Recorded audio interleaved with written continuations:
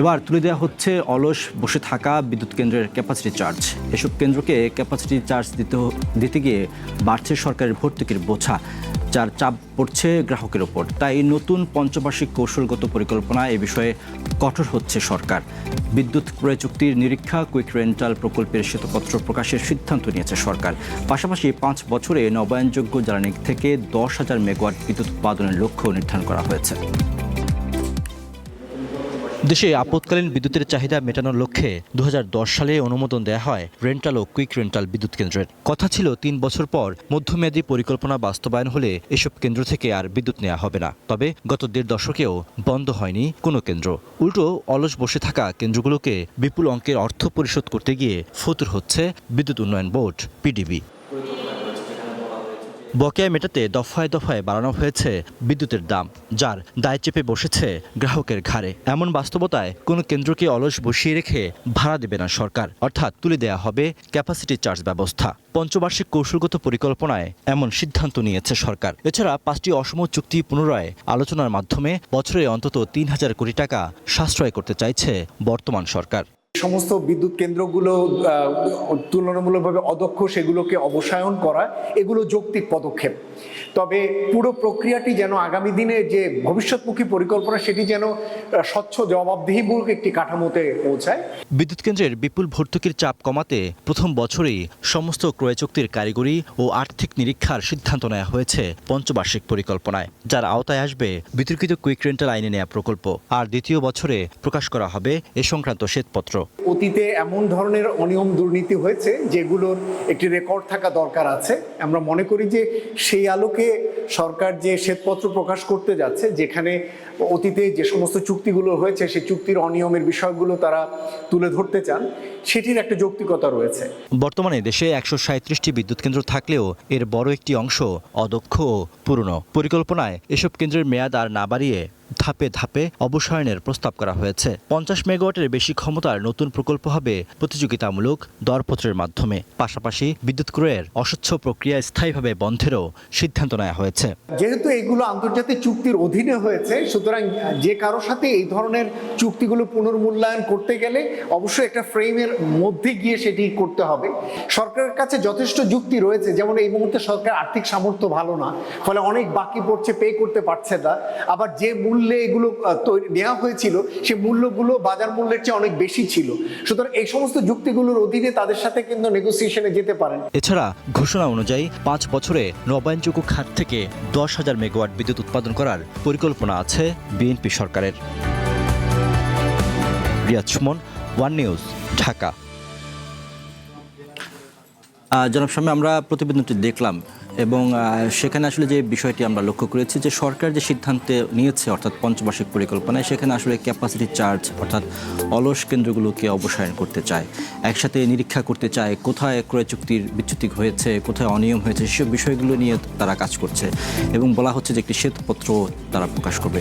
আপনার কাছে শুরুতে আসতে চাই যে এই যে ক্যাপাসিটি চার্জ বা হচ্ছে যে কুইক রেন্টাল যে প্রকল্পগুলো গ্রহণ করা হয়েছিল 2010 সালে, তখন আসলে বিষয়টি নেওয়া হয়েছিল আপৎকালীন, অর্থাৎ যখন খুবই ক্রাইসিস অবস্থার মধ্যে দিয়ে আমরা যাচ্ছিলাম লোডশেডিংয়ে, তখন আসলে এটি আপৎকালীন হিসাবে নেওয়া হয়েছিল এবং সেটি বলা হয়েছিল যে একটা সময় অর্থাৎ 2-3 বছরের পরে সেটি তুলে দেওয়া হবে বা হচ্ছে বন্ধ করা হবে, কিন্তু সেটি আর হয়নি। আপনার কাছে জানতে চাই এই যে দীর্ঘসূত্রিতা অর্থাৎ এই যে জ্বালানির বা বিদ্যুতের যে সংকট থেকে আমরা কেন এখনো বের হতে পারিনি এবং কেন এই কেন্দ্রগুলো এখনও আমাদেরকে জিয়ে রাখতে হচ্ছে? ধন্যবাদ। আমি শুরুতেই আসলে একটু আলোকপাত করতে চাই। আমরা 2010 সালে যখন দেখি তখন অ্যারাউন্ড আমাদের 6,700 মেগাওয়াটের মতো ডিমান্ড ছিল।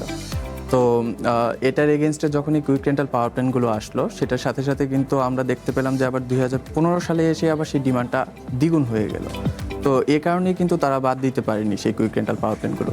যদিও এই জিনিসগুলো কমিটেড ছিল যে খুব দ্রুতই বাদ দেওয়া হবে, কিন্তু পারেনি, কারণ হচ্ছে ডিমান্ডকে সার্ভ করতে। আমাদের একাধারে যখন ছিল লোডশেডিং, তখন আবার একাধারে বিভিন্ন ইন্ডাস্ট্রিয়ালের বিভিন্ন সেক্টরে পাওয়ার ডিমান্ডও বাড়ছিল।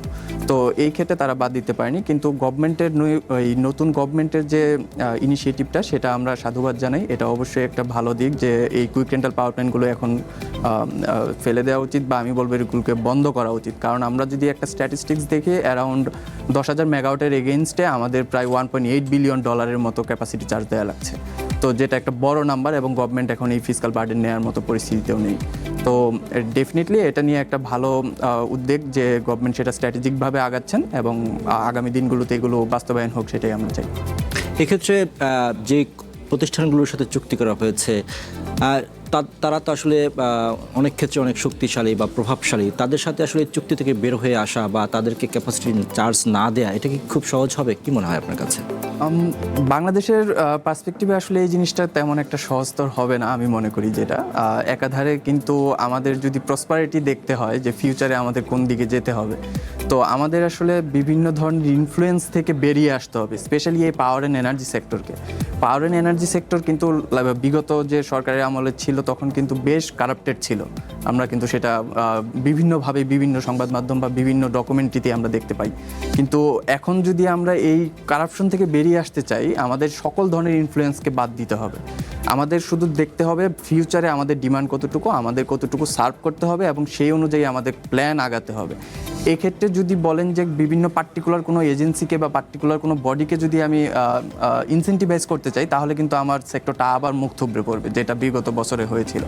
তো আমরা মনে করি যে এই জিনিসগুলো কখনোই সহজতর নয়, তবে কখনোই ইম্পসিবল নয়। এখন তো ধরেন সেই আগের সরকার নাই, সেক্ষেত্রে এখন নতুন সরকার, তারাও জনগণের কাছে খুবই প্রতিশ্রুতিবদ্ধ, এবং তারা শুরু থেকে বলে এসেছে যে বিদ্যুৎ খাতে যে অনিয়ম হয়েছে, যে দুর্নীতি হয়েছে, সেইগুলো লাগাম টানতে চায়, এবং মানুষকে আসলে একটি যে জ্বালানি নিরাপত্তা সেই জায়গাটাতে আসতে চায়। সেই ক্ষেত্রে আসলে তারা তো চ্যালেঞ্জ নিতেই পারে। আপনার কাছে কি মনে হয়, এবং সেখানে আসলে সরকার কোনভাবে কোন ওয়েতে আগালে এইরকম বিষয়গুলো থেকে বের হয়ে আসতে পারবে? চ্যালেঞ্জ ডেফিনেটলি নেওয়া উচিত। একটা নতুন ইরা শুরু হচ্ছে, নতুনভাবে আগানো উচিত, এবং রিনিউয়েবলের যে পার্সপেক্টিভগুলো আমাদের নতুন গভর্নমেন্ট এবং প্রিভিয়াস ইন্টারিম গভর্নমেন্ট দিয়ে গেছেন, সেগুলো আমাদের আরও ভালোভাবে ইমপ্লিমেন্ট করা উচিত।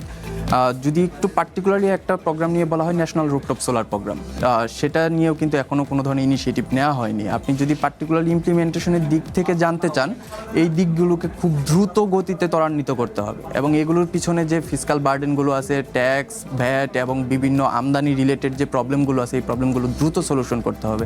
আদারওয়াইজ কিন্তু গভর্নমেন্ট যে স্ট্র্যাটেজি নিক বা গভর্নমেন্ট যেভাবেই চাক, তাদের যে প্ল্যানটা, সেটা কিন্তু বাস্তবায়ন করতে খুবই কষ্টকর হয়ে যাবে। জনাব মেহেদী আমাদের সাথে অনলাইনে যুক্ত আছেন জ্বালানি বিশেষজ্ঞ ডক্টর এম শামসুল আলম স্যারের কাছে একটু আমরা যেতে চাই। স্যার, নিশ্চয়ই আপনি আমাদের কথা শুনছেন। জনাব শামসুল আলম, আপনি নিশ্চয়ই আমাকে শুনতে পাচ্ছেন। আপনার কাছে জানতে চাই যে আসলে সরকার যে কুইক রেন্টাল, অর্থাৎ যে ভাড়ায় চালিত যে বিদ্যুৎ কেন্দ্রগুলো, সেগুলোকে অবসায়ন করতে চায়, বিশেষ করে যেগুলো অলস পড়ে আছে বা বসে থেকে ক্যাপাসিটি চার্জ নিচ্ছে, এসব কেন্দ্রগুলো পঞ্চবার্ষিক পরিকল্পনায় সেই নীতিগুলো গ্রহণ করা হচ্ছে, এরকম সিদ্ধান্ত হয়েছে। আপনি বিষয়টাকে কীভাবে দেখেন এবং এখানে কি চ্যালেঞ্জ দেখেন? প্রথমত হচ্ছে যে সরকার বিচ্ছিন্নভাবে এক একটা পদক্ষেপ নিতে গেলে সেটা আরবিটারি হবে এবং অনেক ধরনের কমপ্লিকেশন তৈরি হবে। সরকারকে একটা পরিকল্পনা মাফিক আগাতে হবে প্রথমত, এবং তার সঙ্গে আইনি সাপোর্ট থাকতে হবে, এবং এগুলোর যেসব চুক্তি আছে সেগুলো চুক্তিগুলো বাতিল করতে হবে, এবং বাতিল করার ক্ষেত্রে যে সমস্ত চ্যালেঞ্জগুলো আছে সেগুলোকে খতিয়ে দেখতে হবে, এবং সেই সব কাজকর্মগুলো রেজাল্ট বা গোলে পৌঁছাতে হলে জনসাধারণকে সম্পৃক্ত করতে হবে। এবং এর জন্য প্রথম যে বিষয়টি দরকার সেটা হচ্ছে সরকার সবচেয়ে যে মৌলিক কারণে সরকার আজকে সংকটে পড়েছে সেটা হচ্ছে কস্ট, ব্যয় বৃদ্ধি। ব্যয় বৃদ্ধি ভর্তুকি বাড়িয়েছে, ব্যয় বৃদ্ধি মূল্য বাড়িয়েছে, ব্যয় বৃদ্ধি বকেয়া বিল বাড়িয়েছে, বিল বকেয়া বাড়িয়েছে, ব্যয় বৃদ্ধি আলটিমেটলি ঋণের বোঝা বাড়িয়েছে। সুতরাং ব্যয় বৃদ্ধি কমানোর জন্য সরকারকে ব্যয় সংস্কার করতে হবে, অর্থাৎ কস্ট রিফর্ম করতে হবে। সেই কস্ট রিফর্মের জায়গা থেকে সমস্ত প্ল্যানিংটা করতে হবে, এবং তার ব্যাকগ্রাউন্ডে একটা অ্যানালিসিস, শক্তিশালী অ্যানালিসিস থাকতে হবে এবং কোয়ান্টিটেটিভ ইভ্যালুয়েশন করতে হবে। এইসব কাজগুলো করার জন্য বেসিক্যালি এম্পাওয়ার্ড হচ্ছে, যেহেতু এটা ট্যারিফ রিলেটেড, ব্যয় ও মূল্যহার রিলেটেড, ভর্তুকি রিলেটেড, তার জন্য এম্পাওয়ার্ড প্রতিষ্ঠান হচ্ছে বিআরসি। বিআরসি তার রেগুলেটরি কর্তৃত্বের আওতায় জনগণ, স্টেক হোল্ডারদের সমন্বয়ে এই ব্যাপারে একটা প্রস্তাব বা পরিকল্পনা তৈরি করবে, সংস্কার প্রস্তাব, কস্ট রিফর্ম প্রপোজাল তৈরি করে সরকারকে দেবে। স্যার একটু আপনার সাথে যুক্ত করতে চাই, সেটি হচ্ছে যে বিগত সরকার এটিকে দায় মুক্তি আইনের মাধ্যমে আসলে এরকম প্ল্যানগুলোকে অনুমোদন দিয়েছিল। সেই জায়গাটাতে আসলে এই বর্তমান সরকার যেখানে বলছে যে এটিকে আসলে অবসায়ন করতে চায় অলস কেন্দ্রগুলোকে, এখানে এটি কি সম্ভব হবে কিনা, চ্যালেঞ্জটা আছে কিনা, আপনার কাছে কি মনে হয়? চ্যালেঞ্জ তো আছেই। প্রথমত হচ্ছে দায়মুক্তি আইন একটা রিপিল অর্ডিন্যান্স দ্বারা তত্ত্বাবধায়ক সরকার বাতিল করেছে। সেই রিপিল অর্ডিন্যান্সে এই আইনের আওতায় যা কিছু সম্পাদিত হয়েছে তার বহাল থাকবে এবং বলবৎ থাকিবে। এই দুইয়ের ক এবং খ ইনসার্ট করে এটাকে প্রোটেক্ট করে দিয়ে গেছে এবং এটা যখন সংসদে উঠেছে সেটা সেইভাবে আইনে পরিণত করা হয়েছে। যদিও এই দুই অনুচ্ছেদ বাতিলের জন্য ক্যাবের হাইকোর্টে রিট মামলা আছে এবং তার পাশাপাশি 42টা তেল ফার্নেস অয়েল চালিত তরল জ্বালানি ভিত্তিক বিদ্যুৎ কেন্দ্রের লাইসেন্স বাতিলেরও আবেদন করা হয়েছে। এই মামলা সরকারবাদী এবং সরকারকে এই মামলা নিষ্পত্তি করে আগাতে হবে। যদি এইভাবে আগায় তাহলে সরকার প্রোটেক্টেড থাকবে, না হলে সরকার আনপ্রোটেক্টেড থেকে যাবে। তার এই সিদ্ধান্ত চ্যালেঞ্জ হবে।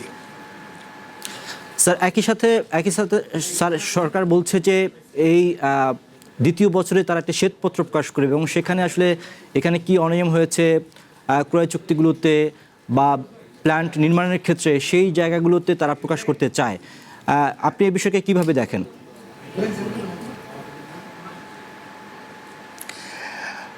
এইটা প্রথমত হচ্ছে তত্ত্বাবধায়ক সরকার একটা শ্বেতপত্র তৈরি করেছে। কিছু পাওয়ার প্ল্যান্টের তারা পিপিএর ইভ্যালুয়েট করেছে এবং সেগুলোকে সরকার রিভিউ করে আরও সমৃদ্ধ করে প্রকাশ করা দরকার। এইসব প্রকাশের মধ্য দিয়ে একটা আইনি ভিত্তি তৈরি করবে এবং পাবলিক ইন্টারেস্টে যেগুলো আদালতে চ্যালেঞ্জ করতে গেলে এগুলো যাতে ভিত্তি হিসেবে কাজ করে।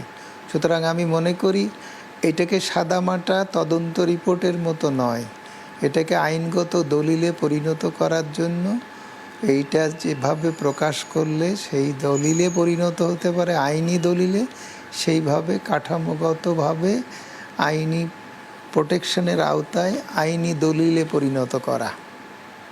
আপনার কাছ থেকে আবার একটু শুনতে চাই, এই যে সরকার যে পরিকল্পনা গ্রহণ করেছে পঞ্চবার্ষিক, সেখানে আসলে বলা হচ্ছে যে নতুন করে আসলে এই যে পরিকল্পনা নেওয়া হয়েছে সেখানে আসলে মানুষের জ্বালানি নিরাপত্তা নিশ্চিত করবে। আপনার কাছে কি মনে হয় কতটা নিশ্চিত হবে? ডেফিনেটলি জ্বালানি নিরাপত্তা নিশ্চিত করার উদ্দেশ্যে আসলে এই স্ট্র্যাটেজিক প্ল্যানটা। আমরা যদি একটু দেখি যে রিনিউয়েবলের পার্সপেক্টিভ থেকে যেটা বলা হচ্ছে যে 10,000 মেগাওয়াট আনা হবে হচ্ছে 2030 সালের মধ্যে, তো ডেফিনেটলি এটা বাংলাদেশের লোডশেডিং কমাবে।